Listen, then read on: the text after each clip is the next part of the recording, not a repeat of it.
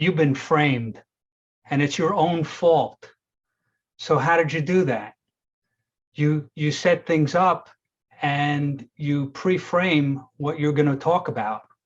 Every time that you talk, you're setting up a frame of what you're talking about. And there's 3 types of frames, which I'm going to teach you about today to help you to become a more confident, persuasive communicator. I'm Mark. I'm your personal mind trainer, and I'm going to teach you how to become a more confident, persuasive communicator, which means influencing with integrity, right? So the first frame is the pre-frame, which is what I set up for you. It sets up the context of what you're going to be talking about, right? Like the old days of Toastmasters, they say, tell them what you're going to tell them, and then tell them what you told them. So those are all frames, right? And frames come in different sizes and shapes and colors and textures, right? So if you saw 2 paintings of the Mona Lisa, and one was an original and one was a really good copy, and one of them had a frame that was, a 12-inch border of mahogany and gold trim, like real 24-karat gold, and the other one had a, half-inch black aluminum metal frame around it. The assumption would be, and the frame sets it up, that the one in the cheap metal frame is the copy, and the one in the beautiful mahogany and gold frame is the original. So the frame kind of sets up the context, where in fact, maybe the original was the one in the aluminum frame just to trick people up.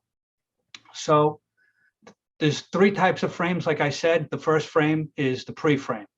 The second frame is reframe, right? So when someone says something, they give you an excuse or what they call a reason, or really just a story to get out of something.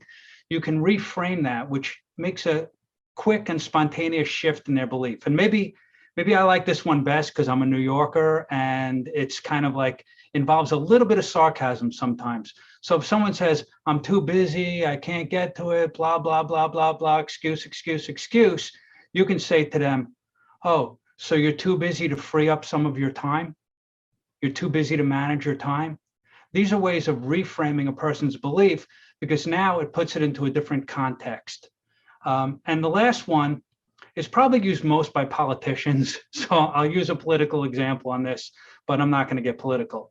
So, nowadays in America, there's a big conflict between Democrat and Republican. And, so if you want to deframe that, someone's coming at something from a Republican point of view, someone's coming at it from a Democrat point of view, then you want to say, hey, it's not really about whether you're a Democrat or you're a Republican. It's really about what's best for America, isn't it? So when you set up the frame that it's best for America, it kind of deframes Republican or Democrat, and the person can never come back to that part of the conflict. They have to stick within the frame of what's best for America, which you're trying to set up a win-win scenario. So again, you've been framed, and you set up that frame yourself. So I help you to set up the most intentional frame that's going to work best for the way that you want to communicate your message most effectively.